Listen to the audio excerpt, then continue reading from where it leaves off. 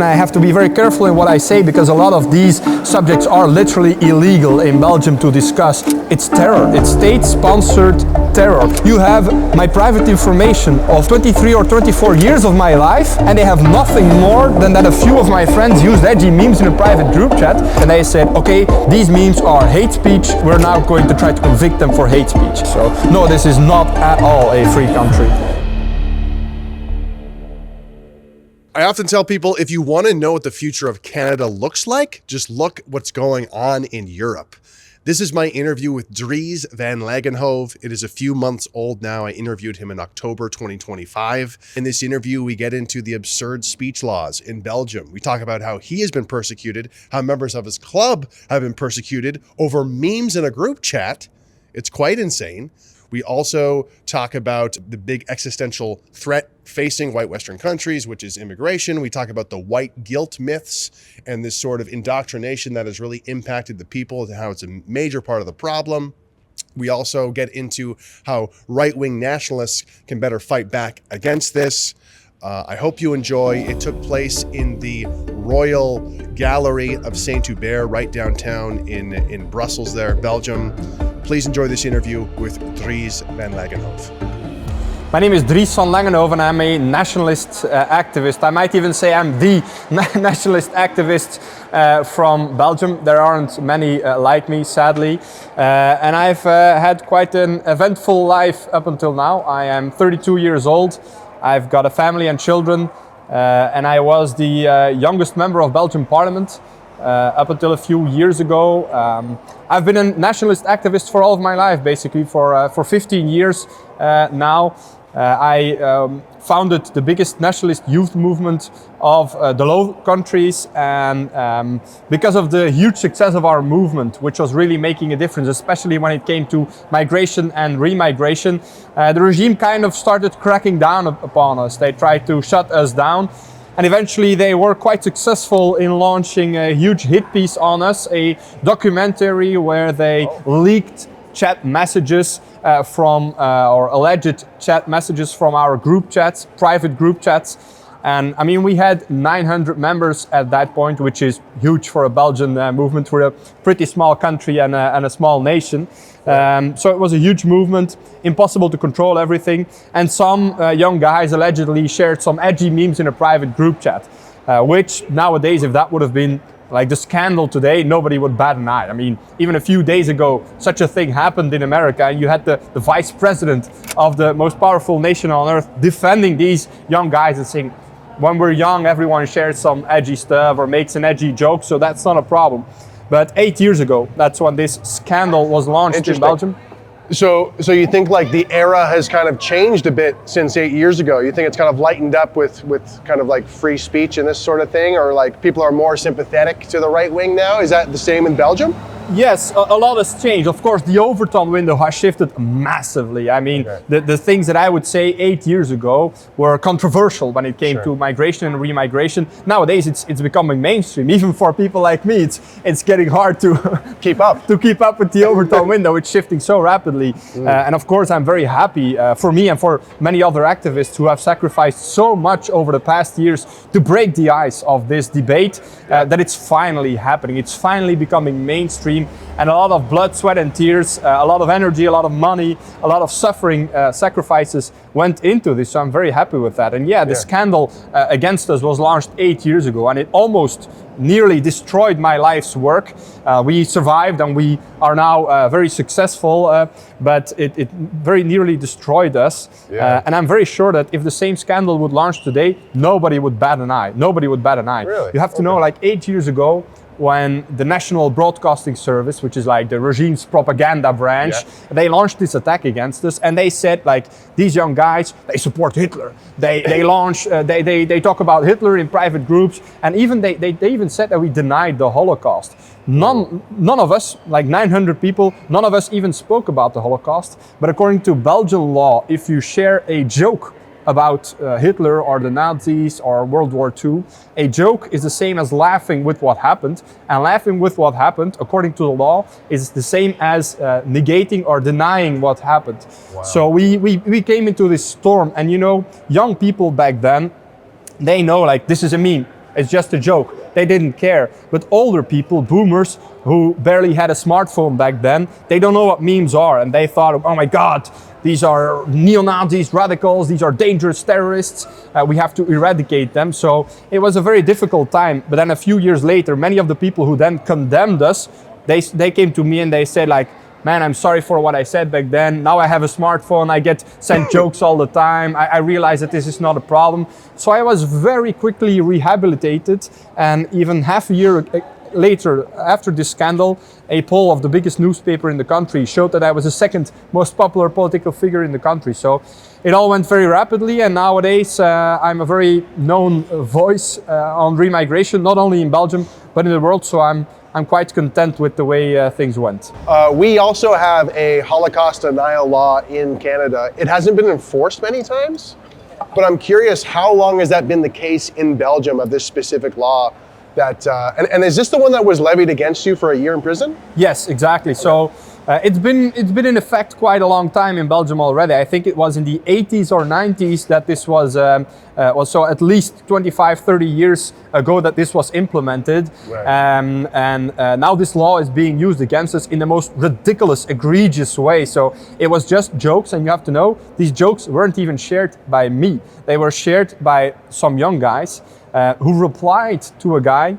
So I'll get to the details, because this is quite important, and it's a warning, especially for Americans, because you see that in America there's a climate right now that they say we have to crack down on anti-Semitism, we have to have laws that go against anti-Semitism. Yep. That's always how it starts, and then you get on a slippery slope to a full authoritarian, no free speech, no First Amendment. So I'll get to the details. What happened was, during the exam period, when most of us were studying, we were a movement of young people, most of us were studying, and some guy said, hey, let's have a laugh, let's relax a little bit, who has the edgiest joke? And when you say this, it's like a challenge to young guys. You say, like, go search for the edgiest joke. So a lot of people were searching like most edgy joke, and you end up on fora, etc. And so they had, some of these jokes were about the most touchy subjects nowadays, which one of them is clearly the Holocaust. So like 5 or 6 jokes were like, one of them was a Jewish Rolex, and then a picture of a watch with a gas meter in the watch. I mean, stuff like that. Sure, I mean, sure. Nowadays, this is not shocking at all. Some people, when I show them the memes that we were convicted for a prison sentence, when I show them these memes, they're like, is that it? It's so moderate. They are mainstream normie memes nowadays. But back then, some boomers were shocked about it, and some journalists spinned it in a way that was completely disingenuous.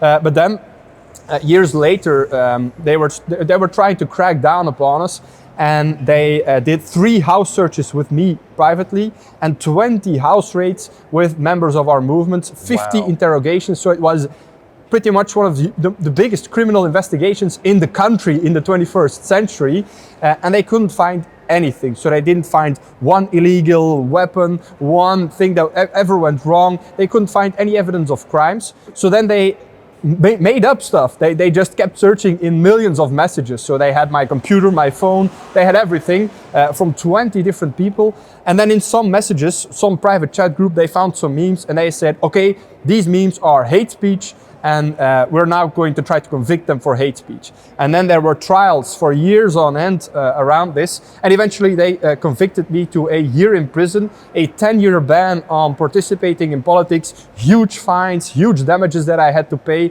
and pretty much anyone in the country that said, oh, I was offended by these memes, could ask for thousands of euros of damages from me. So it was a huge witch hunt, crazy stuff. Man, if I tell you all the details, you aren't even going to believe me. There were people coming in this court case, and they said, I'm a Holocaust victim, and I demand reparations, I demand damages from Dries van Langenhove. So I didn't even share one of these memes, let alone that I would make these memes or push them into their faces. And then these people, when I looked up their birth date, it was like 1956, so they weren't even alive back then. They had nothing to do with it, but they said, like, I had family who passed away during the Holocaust, so now I demand money, big money, thousands of euros from these young people, because some of them made an edgy joke in a private group chat. Private? Yeah, completely private. So sometimes I'm on X, and nowadays, luckily, thanks to Elon Musk, we have free speech on X, and I'm like, okay, I'm gonna explain the details to the world of what happened here, and I'm starting to type and then I think, I'm not even going to try, but nobody will believe me. These are facts. This is 100% the truth that I'm saying. And I'm sure you will have an audience that will probably be open to the reality and knows what is going on. But most people, when they read about my story, they don't believe it. And I completely understand, because this is such a ludicrous, crazy story, but this is exactly what happened to me. What are the responses been from like some of your members? Like you said, 50 people got interrogated. Yes. So what's it like just to be a fan of you, maybe party one of your clubs, and then like what? They got to knock on the door, they got to call, you got to come into the police station to answer some questions about some memes. Yeah, well, that's what happened when you were lucky. When you were lucky, you got a demand from police to be interrogated at police headquarters. If you were unlucky, you would have the anti-terrorism unit bashing down your door, guns drawn, coming in, stealing your laptop, your computer, every piece of paper, every USB drive. They would steal everything and go through it for years. And that's not the worst part, to be clear. That's not the worst part. That's also what happened to me 3 times. What is the worst part is that they stole my phone, my computer, my hard drives, and then immediately gave it to the hostile leftist press, which it's the propaganda branch of the Belgian regime. They gave it to the press, and then the press, for years on end, every few weeks would release articles about my private stuff. So they would have, and I'm not exaggerating, it's literally in the files. None of what I'm saying, I'm not exaggerating, I'm not trying to blow this story up. What I'm saying is 100% the truth. They have more than 1 million images that came from my hard drives, my phone, my computer. So they have every private photo that I ever took, like with my, I mean, I'm not gonna explain everything, but I have a private life as well, of course. I have family, I've had girlfriends, I have a wife, children. Sure. They have everything, and they are now using this against me every few weeks or every few months to attack me and my private life, to attack the people around me. So that is really, it's terror. It's state-sponsored terror. This is not just investigative journalism or whatever. This really is a form of terrorism, and it is a punishable offense, just to be clear, to leak personal information from a criminal investigation. And the criminal investigation in itself was insane, should have never happened, but it's criminal to share this information as a police officer to a journalist, but that's constantly what happens. So they shared all of our information to the hostile press that has been using this against me. And now, that in itself, it was terrible, man. It really made me and the people around me suffer gravely for months, for years on end. But the other side of the medal is, now I can say to the media and to all of my enemies, is that it? Is that it? You have my private information of 23 or 24 years of my life, and the only thing that you can rub against me is that I use the word, I'm not going to say it because your stream may be bad, but I used the N-word a few times in my private messages. Is that it? Is that it? I should be receiving a medal from the Belgian king for my good behavior. I mean, I'm sure that all these journalists and police officers investigating me, if I would look at their hard drives, I think I'll find something more than that they use the N-word in their private conversations. So in a way, it also showed people that even though they investigated all of my friends, all of my co-activists, they have all my private information, and they have nothing more than that a few of my friends used edgy memes in a private group chat. So as I'm saying, I should be receiving a medal for my good behavior, but in reality I received a prison sentence and a ban on participating in politics. So that's how it goes in Brussels. And that was 8 years ago. Has the dust settled, or is it still a number of ongoing, messy, ongoing stuff with you and your members? The dust sadly hasn't settled at all. So even this big trial that got me a prison sentence is still ongoing in a way. The 30th of December, so I'll have some cozy holidays in the holiday season. But the 30th of December, my case will be tried for the Supreme Court. So for over 7 years now, I've been involved in a huge storm of lawfare. So even my first and biggest case is still ongoing. So that's also the reason why I'm here and not in prison. I can still talk to you because the case is ongoing. But I've counted them a few weeks ago for another interview. I have 12 ongoing court cases and criminal investigations right now. Some of them really for the silliest of reasons. I posted about it a few days ago. I was in court a few days ago for misgendering because a university employee thought he was hurt and deeply shocked because he was misgendered by one of us and because he received a test package of adult diapers from one of my activists. So that's just the kind of stuff that I go to court and possibly to prison for. I have this other criminal investigation because in Brussels, and you arrive by train, you will have noticed our train stations, contrary to this beautiful gallery, our train stations are full of human feces and piss and drug dealers, robbers, pickpocketers. And our propaganda branch of the regime made an article and they said, oh, last year there were 34% more pickpockets in the Brussels train stations. And they used this stock photo of a white, red-headed guy with this article. And I have this show, I have a media channel, I have a show every week where I talk about the news. And I was just having a laugh with this article. I just said like the chances of being pickpocketed by a white, red-headed guy are like close to zero. This is not gonna, I mean, I will personally reimburse you if that would ever happen to you. That's just not happening. And then I said like the chances of being robbed by and I'm not even gonna say it out loud because they may drag me to court if I say it out loud again, but I named a few specific groups that are responsible for the large majority of pickpockets in Brussels. And I said, no, the chance of that happening, that's significantly higher. And they dragged me to the police headquarters for this, made me do an investigation. I also have a court case because I linked mass migration to crime, even though every serious scientist, every statistic will show this, everyone with the serious intuition will know this, but I'm being dragged to court for this. I've had to pay a 15,000 euro fine because they wrongly pointed at one of my activists and said, oh, he's your bodyguard, which is not the case. I mean, I'm perfectly capable of defending myself. I have a boxing and jiu-jitsu club, but they wrongly labeled one of my activists as a bodyguard, and they said, oh, it's illegal to have a bodyguard in Belgium if you are not, if you don't have a government permit, 15,000 euros. And every time I think, well, this is ridiculous. I can defend myself against it because I've done nothing wrong. I get a good lawyer, and in a state where we have the rule of law, it should be easy to win this, but I lose time and time again because no juridic argument will ever be enough if the regime in Belgium says you have to be convicted. It's like Stalin's guys who said, give me the man and I'll give you the crime. And that's just what's happening to me for 7 years already in Belgium. Do you think Belgium's a free country? No, not at all, not at all.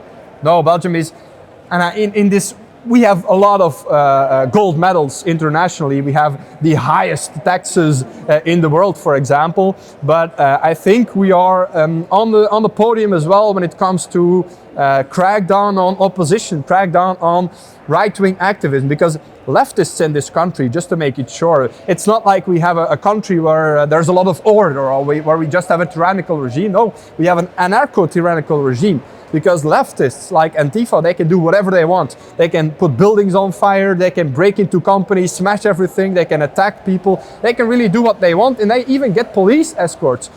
Again, every time when I say something and people are shocked or think that I'm lying, look it up yourself. Antifa will attack a company in Belgium with 200 people and they get police escorts to the company and then back to like public transport. That's just what happens, and they never get convicted. But as a right-wing activist, when you link mass migration to crime, you're immediately dragged to police headquarters, then dragged to court, and if you don't have a lot of money to pay for expensive lawyers, you'll be dragged to prison as well, which is what's happening to me right now. So no, this is not at all a free country. If you're enjoying this interview and you want to support my work here in Canada and help save free speech, go to givesendgo.com/savefreespeech. You can watch the trailer for my upcoming documentary, which talks about how Canadian citizens are targeted, smeared, and in some cases criminally persecuted, all for voicing the wrong opinion in Canada. Anyway, let's get back to the interview. Thanks. Yeah, and a couple examples that you missed is like you receive death threats. People like you receive death threats. They don't care at all. That doesn't get investigated at all. Why do you think that's the case? Why is there that strong bias? Well, it's simply because they want me dead. That's just, we have to be honest about this, and I'm happy in a way that because of the murder of Charlie Kirk, which is a horrible crime, that more and more people are starting to see this truth. This is not just a clashing of ideas. This is not a debate. No, our enemies, they want us dead. That's just how simple it is. When I get serious death threats, and I don't just mean someone saying some edgy stuff on social media. I'm saying you get a letter with someone who describes your route back and forth to work and says, one of these days I'll be on that route and I'll kill you. When someone sends credible death threats to my mother, or when a group of men known to police for these crimes, when they attack me physically not very far from here, and then afterwards send me a message and say, when you come back to Brussels, we're gonna do it again. When I go to police with this evidence, it's dismissed by the public prosecutor. So there is no other conclusion than that they want me dead. They want this to happen. And they've already killed right-wing activists in this country. I mean, the regime itself. They killed Yannick Verdijk, look that up. It's a horrible case of more of a libertarian activist. He was not really a nationalist activist, more of a libertarian activist. And they killed him in his own bedroom. And the reason I think why they didn't do this to me is because I'm too well known. As I said, there's not a Flemish person in this country, or well, like 95% of Flemish people, they know who I am. I am now also very well known internationally, so they don't dare to do such a thing to me, but they are hoping silently that some left-wing lunatic will do the job for them. Yeah, Charlie Kirk has definitely been woken a lot of people up. Like the whole meme, like, hey, these people want to kill you. Like that's not a meme, that's a real thing. These people want you dead. And I'm wondering if you could actually share a few more examples, because I think on your Twitter feed a couple of weeks ago, you mentioned how someone was attacked with hammers. And I feel like there's been things in Germany, or was that the same incidents? Just worth it's very common actually for right-wing people to be subject to political violence and not much really happening about it. Yes, for Americans and potentially also Canadians are not that familiar with the situation of Antifa in Canada. But this political violence is kind of a new thing, I think, of our huge left-wing violence. But in Europe, we have a history of severe left-wing terrorism and left-wing violence against people like me. And I'm lucky in a way that in Belgium, we have a quite pacified political activist scene. So we don't really have a lot of right-wing activism. I'm pretty much the only big right-wing activist. And we don't have a lot of left-wing activism. So Antifa isn't very strong, isn't too radical. So they are radicalizing, as I mentioned in the past year. They are in a very organized way attacking buildings, attacking groups of people, attacking companies. But it's a kind of a new phenomenon. But in countries like Sweden, Germany, Austria, Antifa is very, very violent, very militant, and they will attack and kill people. They will light houses and cars on fire very regularly. And the example that you mentioned, and that I also mentioned quite a few weeks ago on my X account, is of the Hammer Gang, the Antifa Hammer Gang. And they have this habit of attacking right-wing activists and right-wing politicians with hammers. So 5 or 6 people with hammers will show up and they will violently attack people with a hammer. They want to really attack with a hammer, not kill them. I mean, they don't want to murder them, but they want to make sure that they are in a wheelchair or that they are plants for the rest of their lives.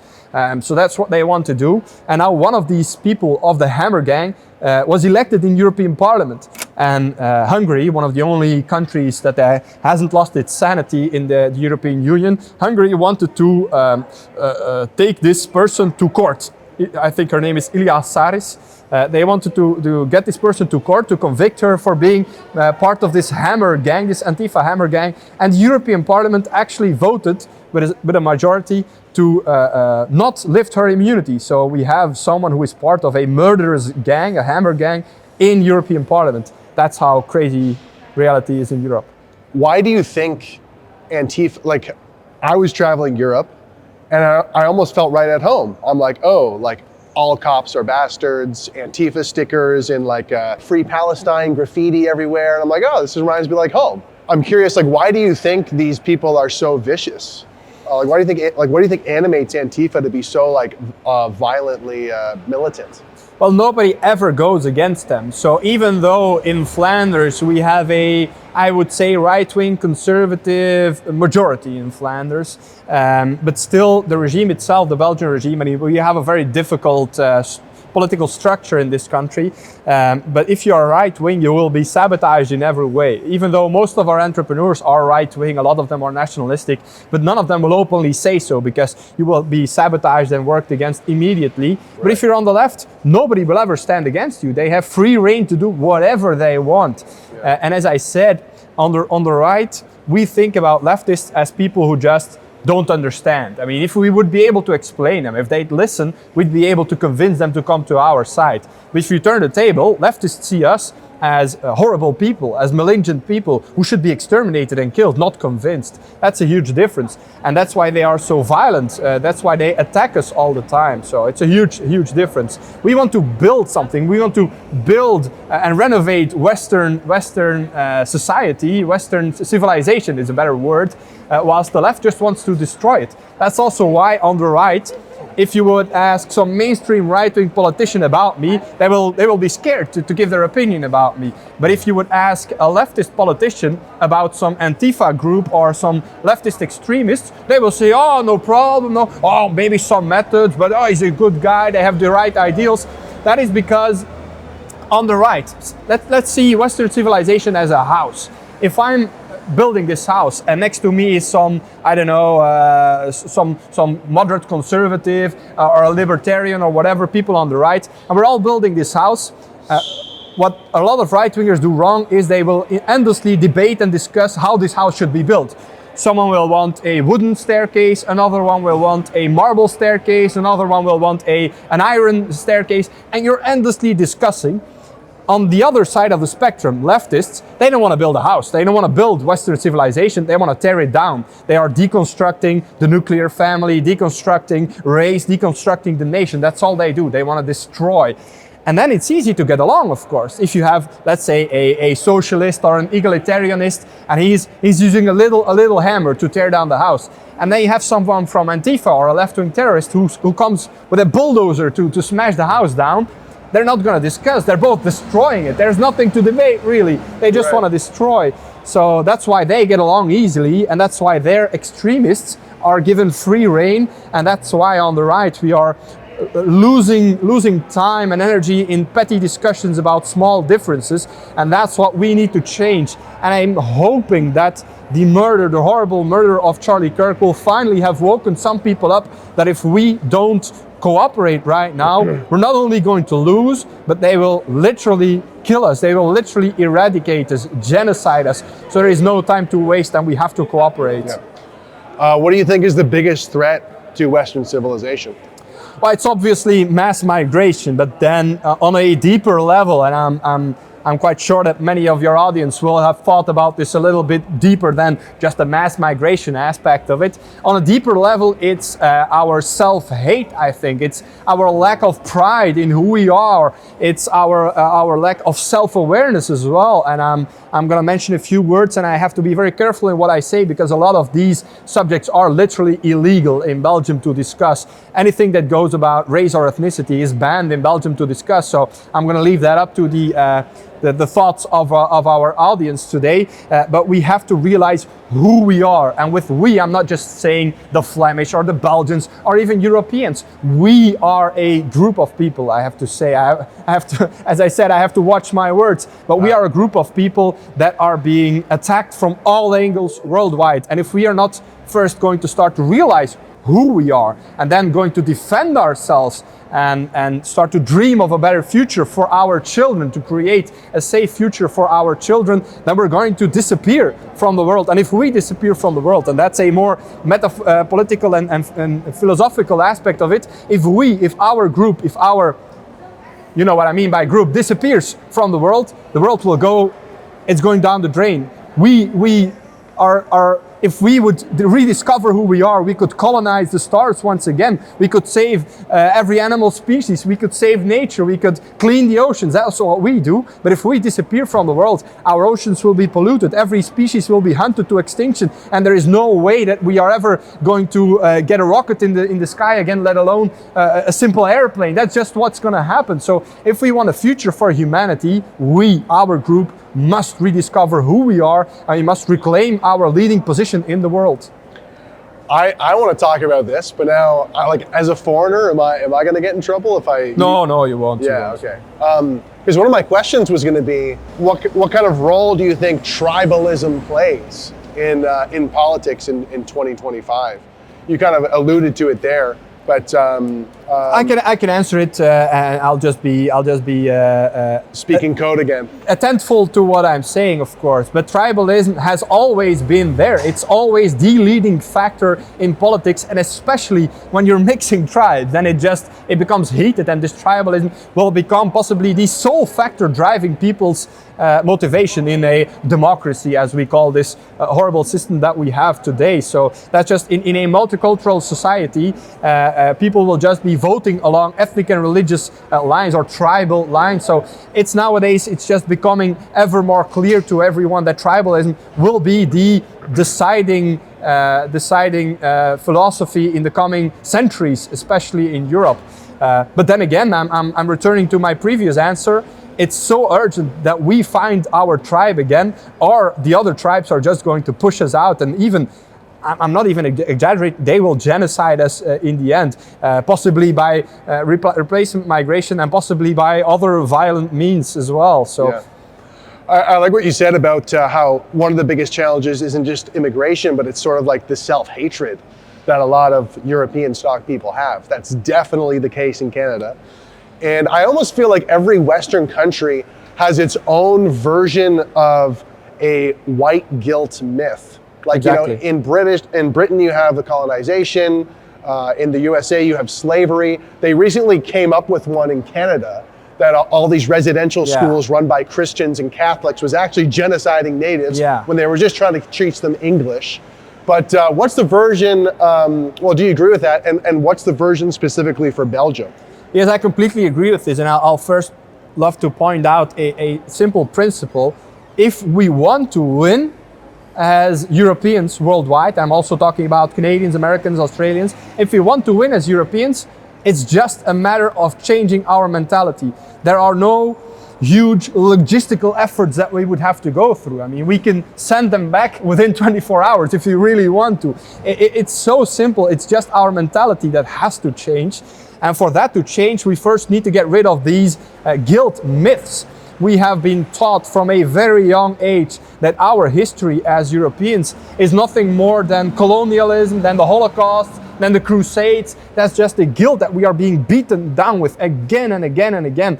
First at school in propaganda, but later on also through songs, through movies, through constant, relentless propaganda, guilt propaganda. And we just have to get rid of this. What we did as Europeans is what we had to do and what we have to do as Europeans. And I'm gonna shut up about a few subjects, of course, but let's quickly talk about colonialism, because that's what we Belgians are mostly beaten down with.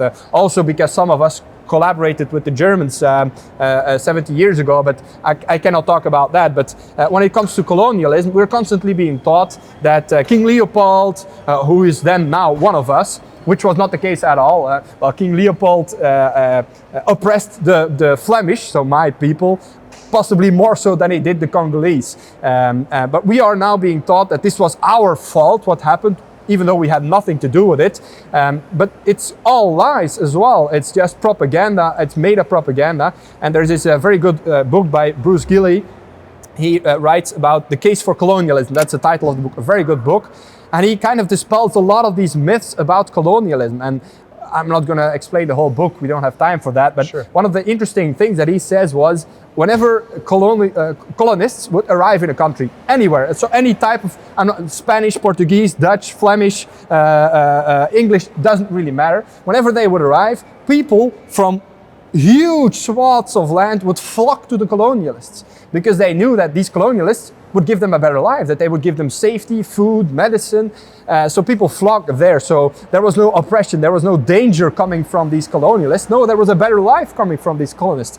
We now see also that countries who were colonized for a longer period of time are doing much better than countries who were colonized for a short period of time. I mean, look at Haiti. I mean, they were liberated from the oppressors first, and they are now literally eating mud and starving to death in one of the most fertile countries on earth. So we did nothing wrong, and I think most Africans, if you really talk to them in depth will agree that life was much better when the white man was still present in their countries. And then when it comes to the Congo, we are being taught that they are launching all these ridiculous numbers. Oh, the Belgians killed 7 million Congolese, 8 million Congolese, 10 million Congolese. I mean, just throw a number and it'll stick. While in reality, we killed barely any Congolese at all. I mean, I think Bruce Gilly points to a few thousands that were killed due to laboring for Belgians, but there was no genocide at all in the Congo. And I even think that, and most serious scientists agree, that we brought a period of stability, peace and prosperity to the country.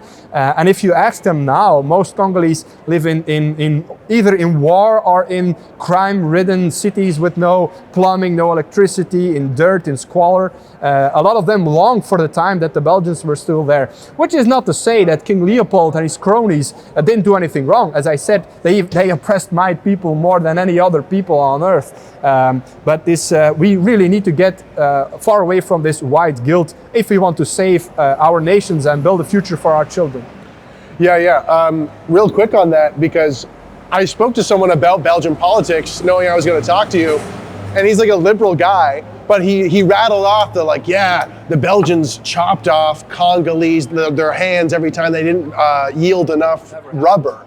But I feel like that's always the case where normies or center leftists, they always get taught some specific atrocity, like something that's visual, something that's visceral, and it just like sticks, yes, even though it's not even true, or it's a huge oversimplification.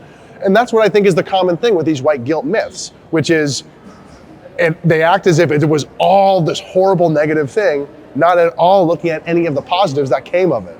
Yeah, so Belgians, of course, didn't chop off any hands in the Congo. There's a few famous pictures completely out of context that had nothing to do with the Belgians, let alone Belgians chopping off any hands in the Congo. So that, of course, didn't happen. But that's just how the left goes. They will find some myth and then blow it out of proportion and guilt trip us with this endlessly and endlessly. And I have this very good anecdote about this.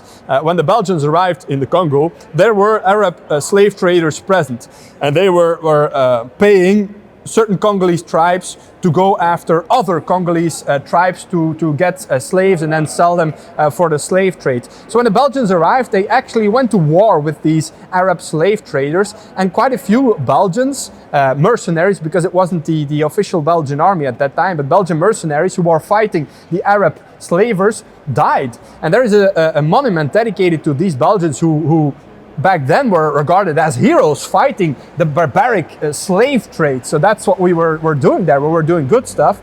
And there is a monument dedicated to these heroes here in Belgium. And it says that, basically, I don't know the literal stuff, but it says Belgian fighters who died in a fight against the Arab slave traders in the Congo. And you have to know that nowadays Brussels, we have like 1% Flemish people left in Brussels. It's a completely foreign city. That's also why none of the people passing by us recognize me. If we would do this interview in Antwerp, Ghent or Bruges or whatever, a lot of people would be coming to ask for pictures, and some leftists may say some not so very nice words to me. But this is for us a completely foreign city.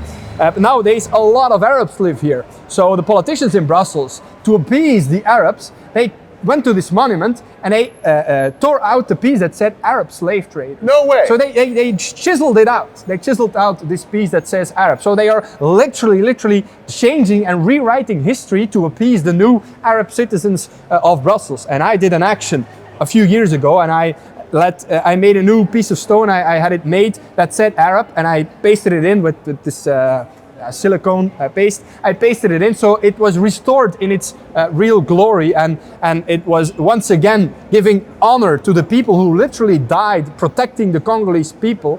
And then a few days later, the Brussels regime got it out again. So they really want to rewrite history to basically appease the Arabs and to beat down our own people, while the roles in history were reversed. Yeah. I want to talk about immigration, and I think it was something that Nick Fuentes said at one point, because he was talking about Europe, he was talking about immigration, and it seems like it's the one policy, even when more and more of the people in the country want to reverse it, it's the one policy that doesn't seem to change. Like the current Prime Minister of Italy, she was a fascist. She hasn't really done that much to reverse immigration. There was the one conservative leader in Netherlands, Brute. Geert Wilders. Yeah, and it's like why do you think this is happening? Where it's like, okay, now there's this sentiment that's anti-immigrant, but it's still like these center-right politicians grab that energy, but they don't actually act on it. What do you think is happening here? What's your theory? That is the biggest question, I think, of the 21st century, especially when it comes to policy and migration policy. That's a big mystery, and I've made quite a few lengthy videos and articles about this, because it's a question we don't have a simple answer to. What we do see indeed is that even if right-wing governments are in power, and there's not that many cases of this, because most of the time when these things happen, it's a right-wing party that is in a coalition with some moderate parties or Christian Democrat parties. And then a lot of these right-wing parties will have an excuse, like, oh, we wanted to stop migration, but our coalition partners did not allow us to really stop it, or to slow down the numbers, or even turn the numbers around. So they have an excuse. But now in Italy, that's why a lot of people are so angry at Meloni, and there is even a word. It's Melonisierung in German, but it basically means like the Melonification of politics. It's a new term in politics, where we mean that you get elected on a platform that is anti-migration, but then when you get into politics, you start importing huge numbers of migrants. And in Italy, there is no excuse, because there's 3 parties in power. You have Lega, which is a very right-wing party, anti-migration completely. Then you have Fratelli d'Italia from Meloni, who was also elected on an anti-migration platform. And then you have Forza Italia, the party of former Berlusconi, who died a few years ago. But they were also very anti-migration. So you have 3 parties who are branded, all 3, as far-right or right-wing extremists, who are anti-migration. And they all got elected for this, but now that they are in power, they are just importing huge numbers of migrants. And for the first years, even illegal migration was rising. I have to admit now that for the first year, illegal migration is lowering a little bit. So they are not closing the borders, they're not turning the boats around, but it's lowering a little bit due to many different reasons. But legal migration is skyrocketing. So they are importing ever more numbers of legal migrants, who in reality are in many cases just as worse, or even worse than the illegal migrants. And that's a big mystery. There's many different reasons that can be the cause of this. Are they doing it because they are pressured internationally? Italy is a country with huge debts that it has to pay. Maybe they are pressured, and maybe international finance, whoever that may be, are pressuring Italy into accepting ever more migrants. Maybe they do this because they are pressured by Italian companies that want cheap labor. Maybe they are doing this because they are caught, as they often say themselves, in this international web of legislation and verdragen, like policies? Bureaucracy. Not bureaucracy, like the United Nations charters, etc., for human rights. Maybe, lots of red tape. Yeah, maybe they are caught up in this, that's what they say, but I don't really buy this. I mean, if you are elected to stop mass migration, which is, it's the sole really important issue at hand here. If I would be elected on such a platform, and if I would then notice when I'm in power, I cannot do this because of this or that reason, I would just be open about this to people, and I would say, I resign. We have to completely overhaul this system. And that's possibly the most important principle that I want to give the audience today, and that is that saving our people is all that matters. Everything that is in the way of saving our people must be destroyed. So a legislation or a treaty, that's the word that I was searching for, a legislation, a treaty, even a debt, even billions of debt, I don't care. Anything that stands in the way of saving our people, closing the borders and enacting remigration on a massive scale must be eradicated. So if a politician then says, oh, we cannot do remigration because of this law or this treaty, then they should either destroy this treaty or this law, resign from it, or resign from public office completely. Because if not, you're in the way. You're cheating the people, and you're in the way, exactly. And then you just have to admit that our current system, democracy, is just not fit to save our people, and then we need something else. Now, to be clear, I don't think at this point in time we need something else, and saying so would also be illegal in Belgium, but I'm just being cautious here. I truly believe that within the current system we can save our people, but we just need politicians with the balls to resign from these treaties and to potentially, and I'll go back a little bit, I don't think enacting mass remigration and closing the borders will lead to an economic downturn Of course, we will lose some cheap labor or whatever, but I think that the benefits, even the economic benefits, completely outweigh the disadvantages of reenacting remigration. But hypothetically, even if some of these left-wing economists would be right, even if hypothetically our economy would have a huge downturn from remigration, then I still think it's worth it, because saving our people is more important than the GDP going up a few numbers or going down a few numbers. I don't care about this. I want my children, my daughters to be safe, to walk around, to go out, to have a walk in nature without me being terrified that they're never going to return, as many girls in the past years in Europe have not returned to their fathers. That is the single most important thing, and all the other things don't matter in comparison. Yeah, well said. Well said. I do want to bring up the talking point that many boomers bring up, which is, well, who's going to pay for the pension? We need cheap foreign labor to pay for the pension. Or I was in Rome and I talked to the one guy and he's like, Italians don't want to do this work, is what I heard. How would you respond to those comments? Yeah, that's complete nonsense, of course. And they've been using this talking point for basically 50 years already. That's what they said. And it started in Belgium with the mines. We had a huge mining operation going on here in Belgium, and they started importing Italians first, and then they started importing Moroccans, Algerians, Turks, etc. And it wasn't because the Flemish didn't want to do the job. No, it was because the haute finance, the high finance, the rich people, the rich elite class in Belgium just didn't want to pay high wages to the Flemish people.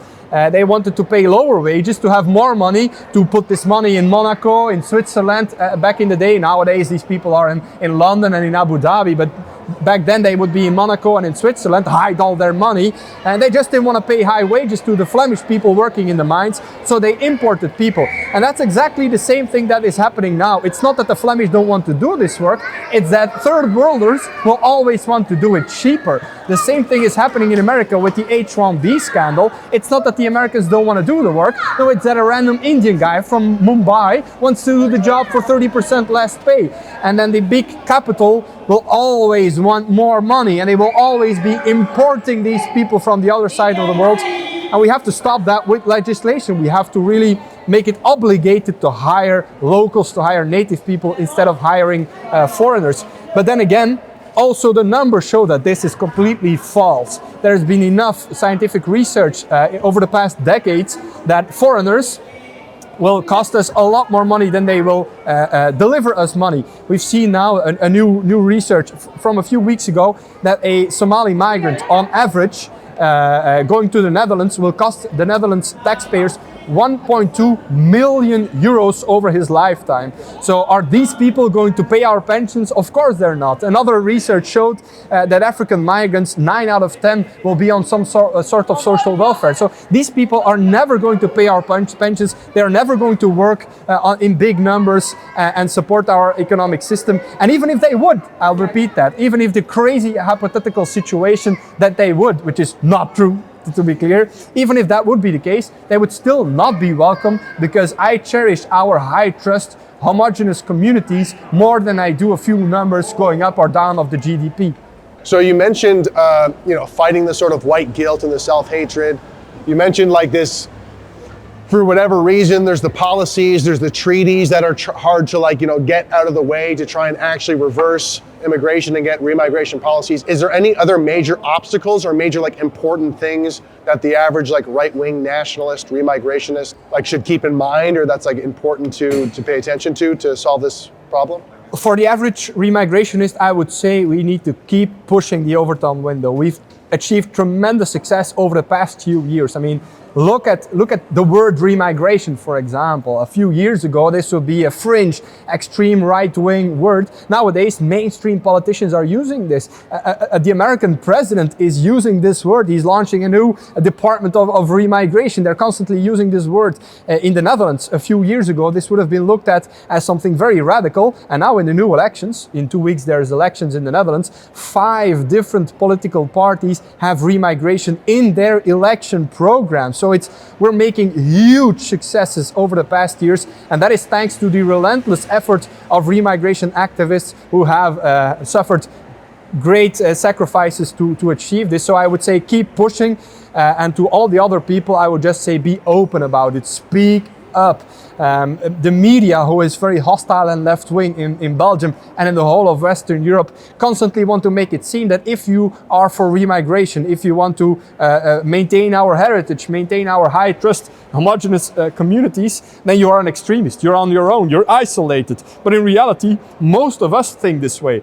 So if you are the first at your job, at your football club or whatever, to speak up about it, you will notice that a lot of people will start speaking up, and then it will go like a fire all through the country and eventually the continent, and this way we might be able to save our people. There are no big obstacles. There are no real logistical obstacles. There are no financial or economic obstacles. There aren't even any legislative obstacles, because laws can just be changed. Treaties can just be withdrawn from. The only real obstacle is in here. It's in our head. We need a change of mentality. We need to get rid of this white guilt, and we need to be proud of who we are. We need to once again realize that we too are a tribe, and we are a tribe under attack on a global scale. And once we realize that, everything is possible. I sometimes say this on X and people think I'm joking. I'm not joking. We can colonize the stars if we once again realize who we are. I love it. I love it. What is the most effective way to influence a political party, or maybe just politics in general, in your opinion? Get well-spoken, good-looking people to just come out open about their opinion. I mean, in Germany, for example, there was this trend a few months ago when the elections came up, and it was like girls for AFD, and there weren't even that many, but you had like a few dozen good-looking girls who would say that they were for AFD, that they felt unsafe. And this was a talk of the town on a national scale. Everyone was talking about this. So we don't need a lot of money. We don't need a lot of people nowadays to achieve great results. And that is a unique period in history. I think people do not realize this well enough, but the period we live in right now is such a historic period. I would not have asked to live in any other moment of history than this, because never in mankind's history have we had such opportunities to do so much for our people. 100 years ago, you would need millions or in those days money to launch a new newspaper, to get a printing press, to get offices, to get employees, to be able to spread your message. Nowadays, we face a new revolution. Just like the printing press was a revolution of information, thanks to the free internet, to social media, a guy like you with a camera can interview me, and we can reach potentially hundreds of thousands or even tens of millions of people. I made a video outside the courthouse a few days ago, and millions of people have watched this. So even though the Belgian media will never ask me any comments, they will never interview me, they want to just slander me without having me openly speak to the public, but thanks to our social media, thanks to a cheap smartphone, €1,000, and you can reach the whole world. This is a unique period in time, and I think we are not making good use of this right now. People don't realize the opportunities, and the free internet was almost finished. I mean, since like, let's say 2005 to 2015 or something, we had a period of free internet. You could just look up anything you wanted. You could spread any information you wanted, but then they started cracking down on this. I mean, I was censored. I almost lost all of my social media.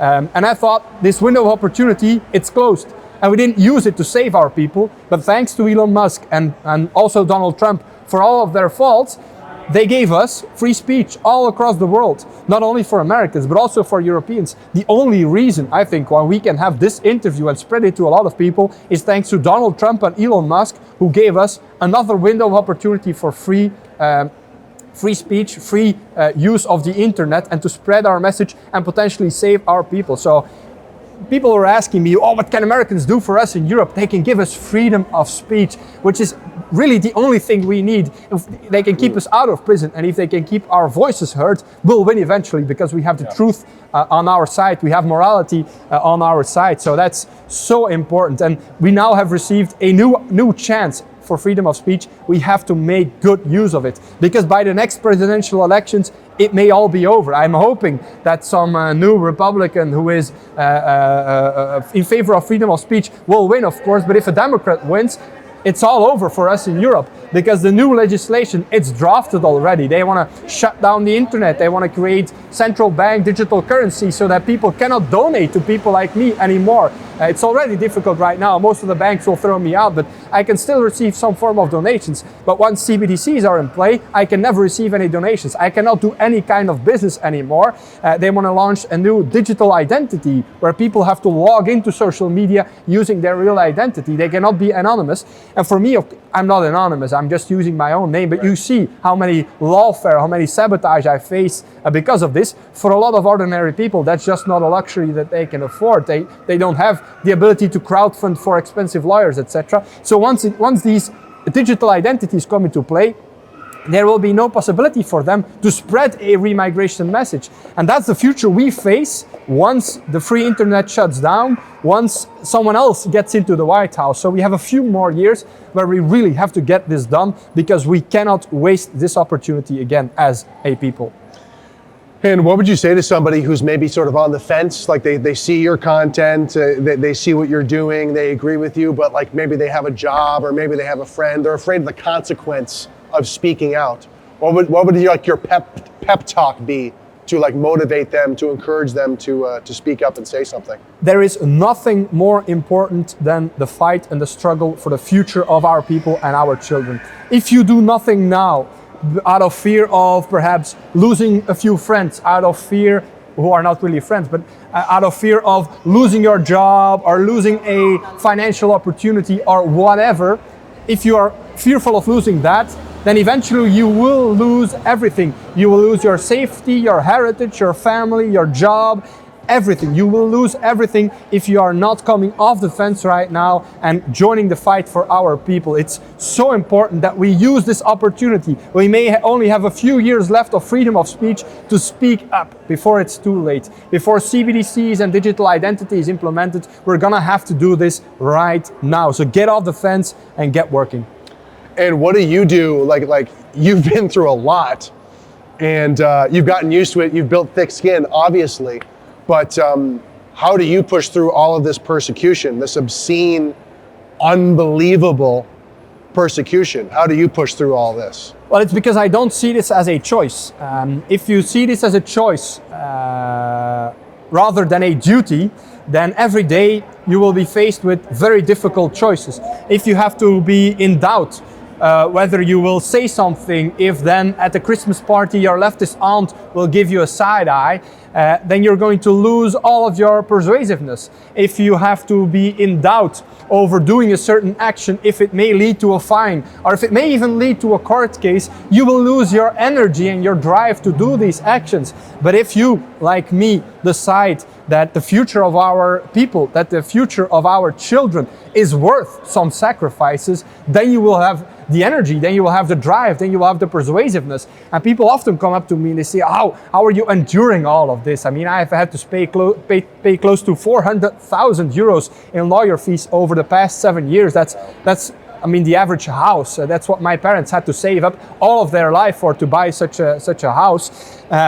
Well, they ask me how I do it, and I just say to them, this is my duty. This is not a choice. I'm not saying every morning, am I going to keep pushing? Am I going to do this? No, I'm just going to do it. I'm going to give my life for this. I'm prepared to give my life for this. We, as individuals, are not important. I will be dead, hopefully in a few decades, perhaps even sooner, and people will soon forget me. But our people will live on. And that's what we are a part of. And I'm very willing to sacrifice my own well-being for the future of our people.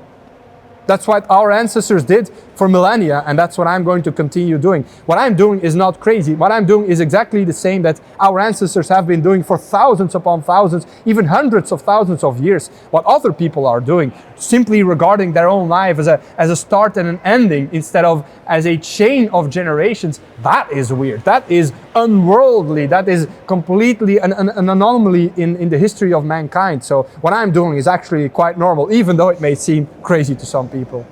If you want to support Dries, this Belgian nationalist, in his ongoing court battle, then go to givesendgo.com/Dries, Dries, to support him there. It'll be greatly appreciated. Very well said. I've been traveling Europe, right? And when it comes to like the most iconic locations, a lot of the time, half the time, it's usually a cathedral. Do you think that Christianity and religion plays a major role in this sort of political struggle we're in right now? It may in some countries, but not in Belgium. We have an interesting history when it comes to religion. We used to be the most Catholic part in the world, possibly, maybe with Spain a close second or a first. But we used to be very, very Catholic, and nowadays I think we are one of the most atheistic countries in the world. We've also been really pushed with this pedophilia scandal in the church. And I completely agree that pedophiles, I mean, from my regard, they should be hanged. Whether they are priests or not, I don't care. They should all be hanged.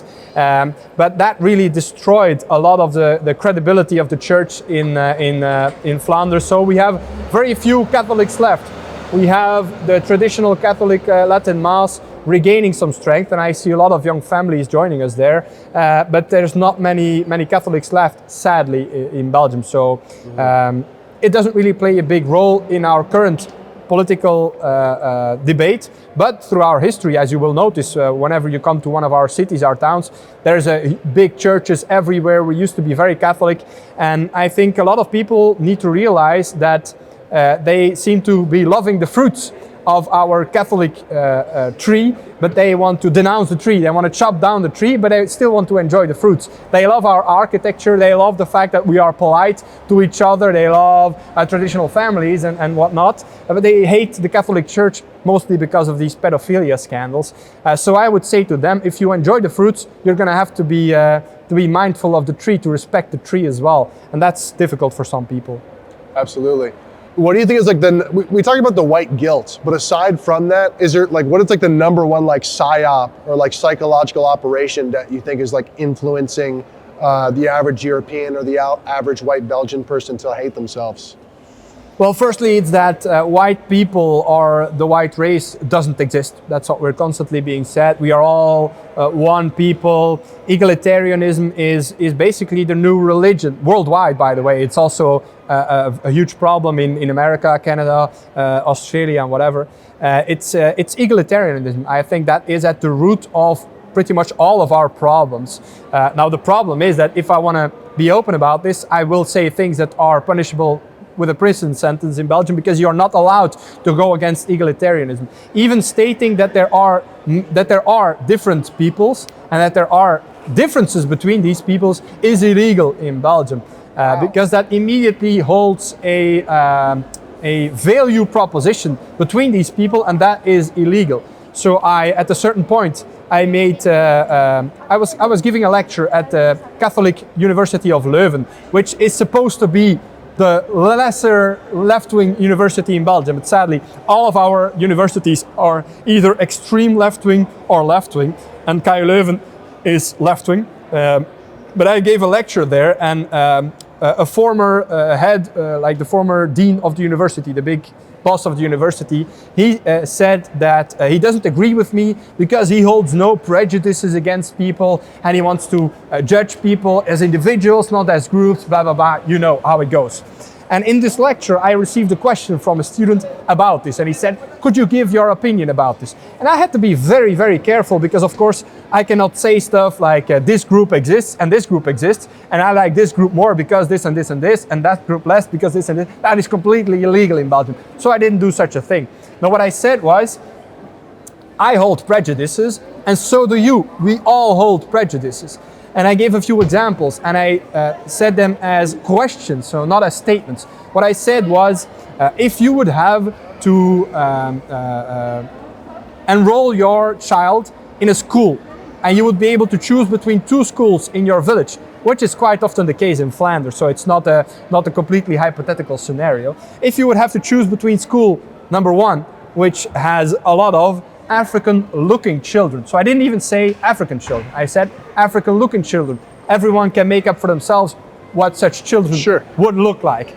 You would be able to choose between such a school, and then you would have a second school, school number two, which has a lot of Flemish-looking children. And Flemish is, people think there are no Belgians. We have Flemish and Walloons. Flemish is just like me and some of the people walking around here. Sure. And the second school has a lot of Flemish-looking children, what school would you choose for your child?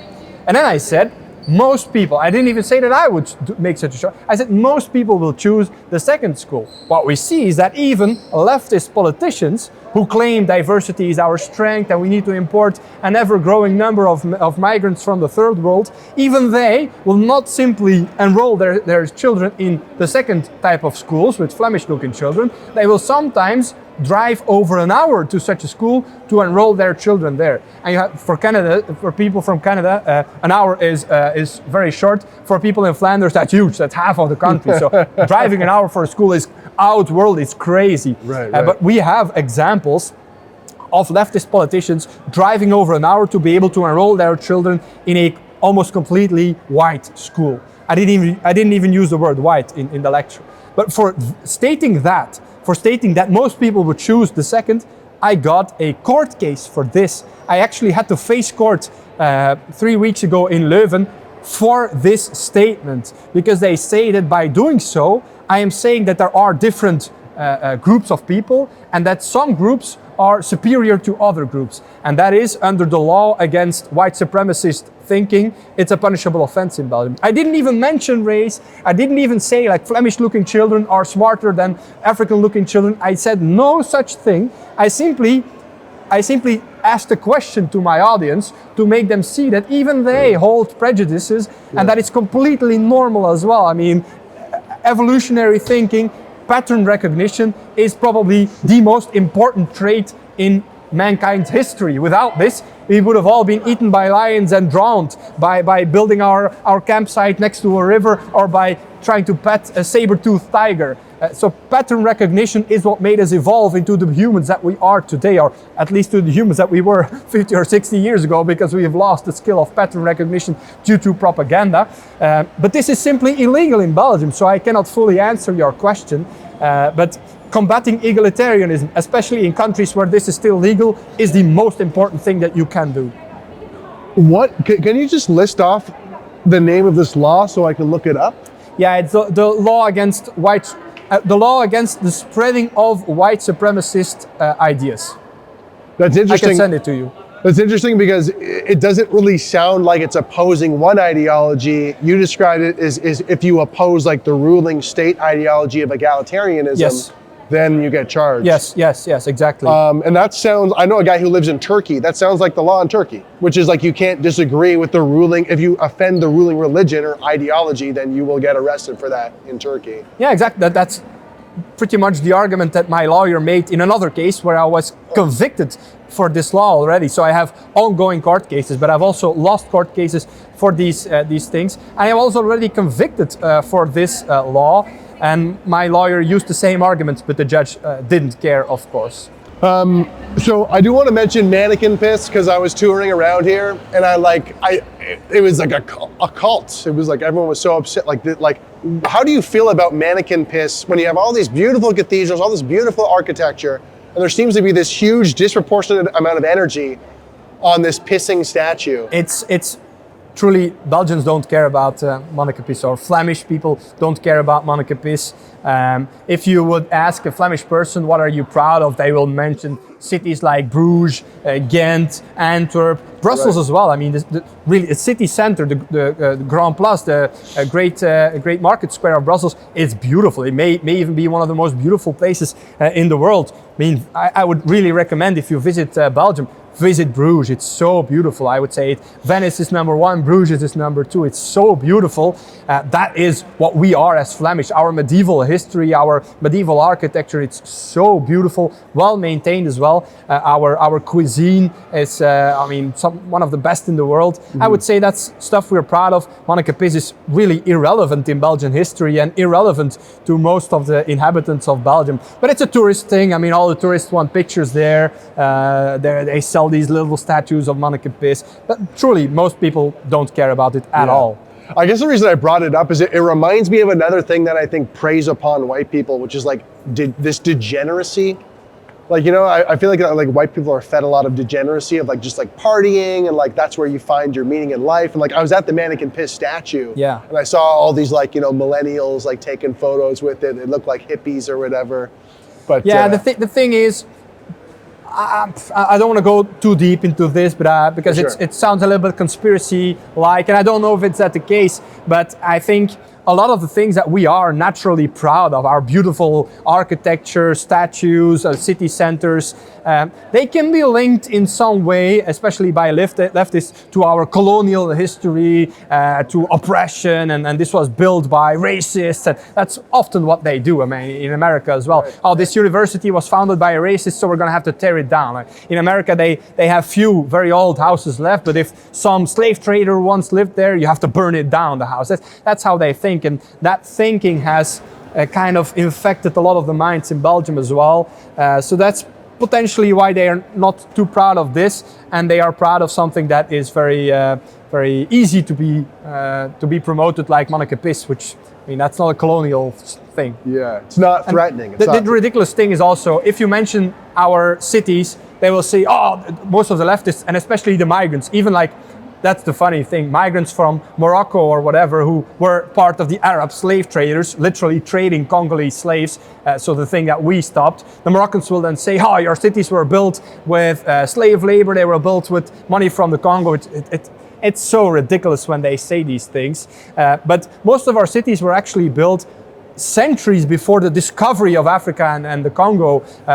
We were most prosperous during the medieval era. So it's funny, it seems as though a lot of immigrants who come to white Western countries, before even learning the language, they will learn how to guilt white people and call them racist. Exactly. I mean, they know nothing about history, but they know how to guilt trip white people into giving them ever more free healthcare, free housing, stuff like that. And the funny thing is that they don't even know their own history, because they, or at least their ancestors, were the slave traders. We stopped the slave trading. Yeah. I wanted to talk about stuff like in the right-wing echo chamber for a second. So like, in North America, there's sort of an ongoing debate between how do we solve these problems as like the far right or as nationalists, and some people are saying we need to infiltrate into the political arena. Other people are saying screw that, and they're kind of just doing the active club thing or only focused on that. And you're kind of doing both. So are you aware of this sort of debate, and sort of like what are your thoughts on this, Dries? Well, we have debated this many times over, of course, because Schild en Vrienden, my movement, which is impossible to translate, but it was basically combining both. 8 years ago, we had a huge movement of high potential, mostly young men, also women, but mostly young men, who were all very bright, intelligent people, most of them studying at university, and we were actually en route to completely taking over the political arena in the country. I mean, 900 high potentials, those are huge. That would be the same as having hundreds of thousands of people in America, so huge numbers. So we were on our way to really take over the political arena, but at the same time we were also launching boxing clubs. We were doing political actions on the streets, convincing people, stickering, flyering. We were also really like doing a boots on the ground approach, as many different organizations do. So we were combining both. But then again, you have to always look at the success of an idea to see whether the idea was good, and we were cracked down upon heavily. We had 20 house raids, 50 interrogations, 12 lawsuits. So it's very difficult to say that this is the solution. I mean, look at how horrible the results were for many of our activists. And I'm very combative, as you can see, but I'm facing a lot of trouble on a daily basis. I mean, my company is being sabotaged in every possible way. I have to be in court every 2 weeks for the most stupid reasons. It's very hard on my family as well. So it's difficult for me to say to other people, you have to do exactly as I am doing. No, I would say, in every country, there's a completely different approach necessary. Okay. By coincidence, in 2 days, I'm going to be traveling to another European country to give a lecture on activism. But when I do these things, when I teach what I've learned over the past 15 years about activism, when I teach this to young activists, I always emphasize the fact that every country needs a different approach. If you would nowadays do what we did 8 years ago, you would immediately be sent to jail in Belgium. So the political climate has become much more tyrannical, whilst in countries like Portugal, we see Afonso Gonçalves with Reconquista, his movement, he's doing pretty much what we were doing 10 years ago, but in Portugal it's still possible because you have a lot more freedom there. Every country needs a different approach. I mean, doing what we do in the UK would immediately send you to jail. Germany, jail. Australia, jail in a way, even though it's a different approach. Is it the boxing club specifically that would go to jail, or? Simply voicing certain opinions. I mean, we had a different action group in Belgium, but we are working together with them very often. They're called Voorpost, and they had a banner action which just said, "Stop Islamization," which is, I mean, it's a very moderate point of view. Yeah. They received a jail sentence for this. They had 6 months of prison for a banner that said "Stop Islamization." So, That's crazy. I mean, this doesn't happen in Southern European countries, especially not in Eastern European countries. So to these people, I would say you need militant activism. For people in Germany, in the UK, in Belgium, it needs a different approach, of course. But I am fully aware of the debate going on between more militant activists and then Nick Fuentes, for example, who is also a friend of mine, who is doing tremendous work, who has a different approach and who says, I'm going to be convincing a lot of people of what we believe in, and then these people will get into powerful positions and enact our ideology in policy. And I also believe in that, especially in America, where I think there is still time to do this, but in other countries it will require a different approach. And ideally, we're going to have both. Some people are just best at what they do. I mean, look at Nick Fuentes. Even if you would disagree with his strategy or his approach, he's obviously extremely talented. He's, I would even say, uniquely talented in exactly what he does. And then you look at different approaches, other activists that have a different approach, and they are very talented organizers. They have people skills. They have skills to organize huge actions, huge camps for people. It's just a different approach, and both work fine. I would encourage people, whatever you do, even if it's not in an action group, even if it's not publicly, even if it's just, you know, doing, making clips or making videos, spreading them, even if it's just working very hard and donating part of your salary to people who are on the front lines, all of that works as long as you do something. Everyone has the ability to do something. Absolutely. I gotta ask, like, the term that we use is low-hanging fruit. Like, you don't want to give your enemy low-hanging fruit. Have you heard this before? Yeah. Like, what are your thoughts on that? Like, are there any sort of like certain guidelines where it's like, you got to look good, for example? Any other sort of like guidance in terms of things that you've learned the hard way, maybe, in terms of how to make things as, because, you know, for people like us, you know, our enemies can make as many mistakes as they want and they face no consequences. We make one mistake and we pay for it like 50 times worse, right? Exactly, but that's a lot of subjects in one question. But firstly, the reason why we don't have the credit to make much mistakes is because we get attacked by our own side. If one of us makes a mistake, other people will immediately start attacking him. I'm hoping, once again, I've repeated myself, but I'm hoping that due to what happened to Charlie Kirk, the murder of Charlie Kirk, we're finally going to realize that we have to stick together in the face of literal extermination by our enemies and by the regime. But we just have to stick together, and then we can make some mistakes. Then it's not as big of a problem. Firstly, that. Then secondly, we would describe it not as low-hanging fruit, but don't give ammunition to your enemy. Of course, don't say stupid things. Make sure you're looking good. I mean, a good rule of thumb is when you do something, try to think about the effect that it will have on your grandmother, instead of trying to think about the effect that it will have on other right-wing activists, you see. Try to think outside of the echo chamber. Now again, I must nuance this point of view because it depends. Are you doing a political action or making a statement, writing a book, making a video to convince the big public, to get into mainstream media and to convince the big public or to convince a political party? Or are you doing an action to move the Overton window on X, for example? Those two are, of course, completely different. The Overton window, sadly, is a little bit more to the right on X than it is in the mainstream discourse right. At the coffee machine at the office, of course. So it all requires different approaches. So I will never disavow other right-wing activists in their approaches. I would say keep pushing. Of course, never resort to violence and stuff like that. But as long as you're pushing the Overton window in a sensible way, keep pushing. I want to ask about like subterfuge and subversion, because I feel like in Canada, it's so small that anytime there's anything that's right-wing that's building momentum, some group or some person shows up to try and infiltrate or steer it the wrong way or throw dirt on it. Like, for example, I saw a tweet about you that was like, you work for the Russians or something like that. You're some sock puppet for some Russian. Like, what do you think we have to look out for there in terms of like people who are right-wing saying we're not going far enough, or people trying to gatekeep us out of certain things, or trying to kind of like subvert the movement?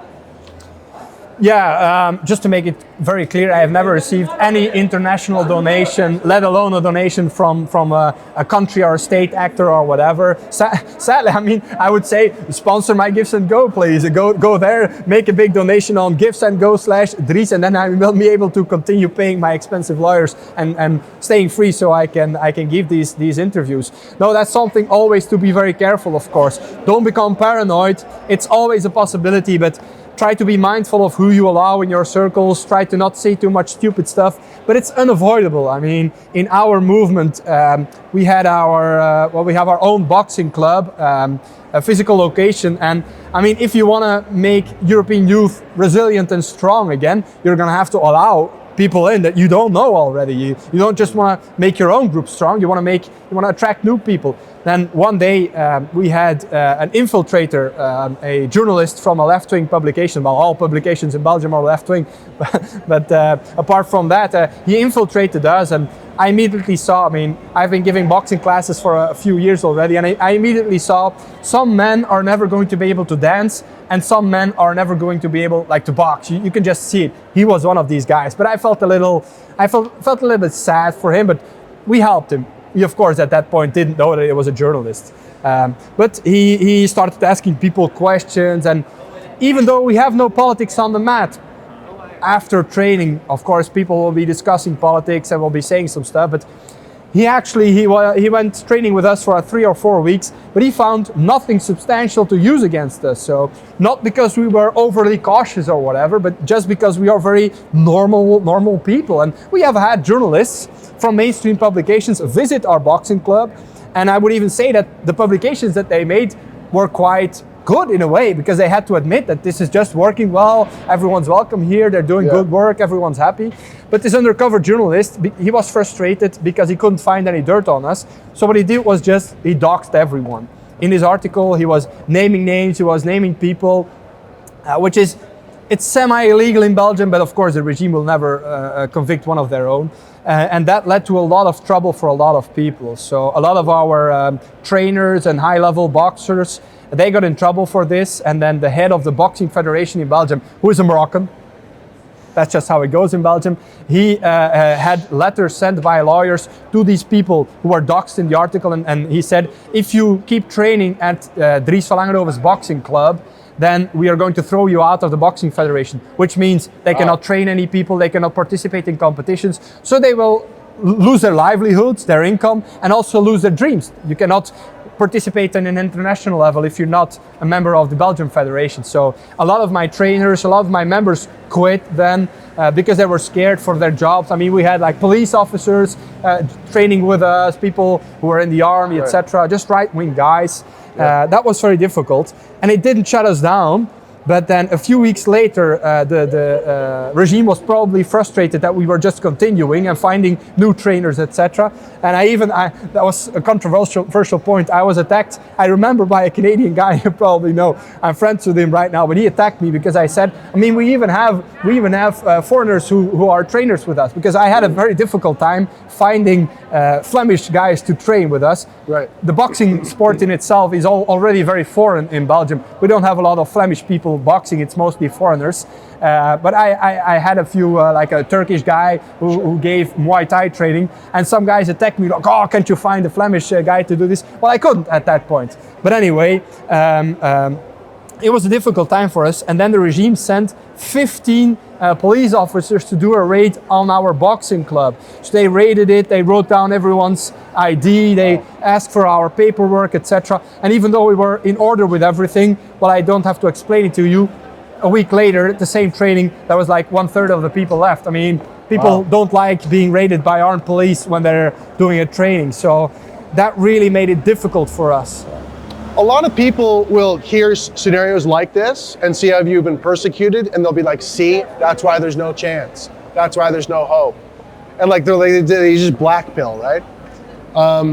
Like how would you respond to somebody like that who's kind of using your example of like why we can't do anything about it? Well, it's difficult for me, and that's also why I don't complain very often. I mean, I'm saying this to you because I'm quite sure you have a very specified audience that are already aware of this, so I won't be scaring away too many people. But actually, especially my Dutch communication, I don't complain a lot because I want to inspire people to do what I do. I don't want to scare them away, and that's exactly what the Belgian regime, the Brussels regime wants to do. Yep. They want to show people, if you do what Dries van Langenhove does, we're going to put you in prison, we're going to bankrupt you, we're going to attack your family. So I don't complain very often. Now, I have to complain in a way because I need crowdfunding donations to be able to pay my lawyers and to not go bankrupt. But I don't do that very often. And I would say to these people who are blackpilling because of my treatment, well, if a lot of people would start doing what I do, it would become a lot more easy for me. One of the reasons why I am so targeted is because, as I said in the beginning of our conversation, there's not many people like me. There's not many people doing the sort of activism that I do. If there would be 10 or 20 or 1,000 people doing what I do, it would be a lot easier for all of us. And I'll also repeat the argument that if we give up hope now, we'll lose everything. I mean, you're not just going to lose a pay grade or your job or some family members. You're going to lose everything. We will have no country, no future, no society left. Where can people support your givesendgo? Yeah, go to my X profile. The link is always on there, or go to givesendgo.com/Dries. And then support me. I really need it. And in the past, it's one of the lessons that I learned. I haven't always been asking enough for donations, partly because of pride perhaps, but also partly because I don't want to scare people away from activism. But the simple truth is that I have had to pay almost 400,000 euros in lawyer fees and fines. And I can only continue my activism by getting nowadays international donations on these crowdfunding pages, and my activism is not only in Belgium, it's nowadays also very international. Yes. This weekend I'm giving a lecture in another European country. I'm traveling all across the world. I'm not welcome anymore in some countries, but I'm traveling all across Europe to really invigorate the European youth, to light the fire all over Europe, to make sure that we have a future for our children, that we can make this chain of generations stronger than ever before, and that we can make sure that the lands of our ancestors remain the lands of our descendants. I'm willing to sacrifice everything for that. Absolutely. And I recently just joined as a founding board member for the Dominion Society, which is promoting Canadian nationalism and remigration. And I gotta say, on this trip, it's been very inspiring just to see, to see Rome, to see these historic cities, and to really see, I was quite inspired to see a lot of white Europeans who I think are really in touch with their history. And we're trying to build that up more in Canada. But I wanted to just quickly ask, kind of a little self-promotion, do you know much about Dominion Society? What did you see? What do you like about it? And what should we be focusing on? I saw the video, and I of course shared the video, immediately followed it, and I would tell everyone who sees this video to do the same. Support your local movement. Don't just follow some international activist. Follow me as well, of course, but support your local movement, however small, however amateurish they may be. And I'm not saying you guys are amateurish, but in some countries, people will say, oh, there's nothing here that I can support. Well, then launch your own movement. Get together with some friends and just start something. It doesn't have to be shiny. It doesn't have to be perfect from the beginning. Just start doing some stuff. Small victories will eventually lead to large victories. Just start something, and I'm very happy to see some serious initiatives coming from Canada. And I would like to return also to your first point. It's very important. It's life-saving that we realize we are one people. When I talk about Europeans, because I cannot use other words in Belgium, when I talk about Europeans, I also mean Canadians, Australians, I also mean Americans. We are one people. We must never be divided, and our history is your history as well. When I walk in American cities, I sometimes feel a little unheimlich, as we say in German. There is no real English word for this, but not at home, because it's all new buildings. It's all fast food joints. There's not a lot of heritage in most cities, but Our history is your history. We are one group. What we build together, and we can only have a future if we share this future together, if we realize that we are one people, that we have to work together. Fantastic. Is there anything else you want to add? No, that's it. That's it. Just become active. Support your activists. Become active in your local group. Do what you must. Do not be a passive spectator of politics, but become an active participant in politics. Because you may not care about politics, politics does care about you. And if you're going to remain on the sidelines, you will see everything that you cherish destroyed. If you actively participate, you will be able to, at the ending of your life, whenever that may be, look your children and your grandchildren in the eye and tell them that you did everything to make sure that this chain of generations becomes stronger than ever before, that the lands of our ancestors remain the lands of our descendants. It's been an honor, sir. Thanks so much. If you want to support Dries in his ongoing battle against the Belgian regime, you can go to givesendgo.com/Dries, D-R-I-E-S. Thank you again, Dries, for agreeing to this interview. Hopefully it reaches more of the English-speaking world. And if you want to see Dries speak, you can see him at the Remigration Summit in Porto, Portugal. That's happening May 30th, 2026. I'll leave the information to check out the Remigration Summit. Myself and other members of the Dominion Society here from Canada will also be at the Remigration Summit. Thanks again for watching. Like, share, subscribe. We will talk to you soon.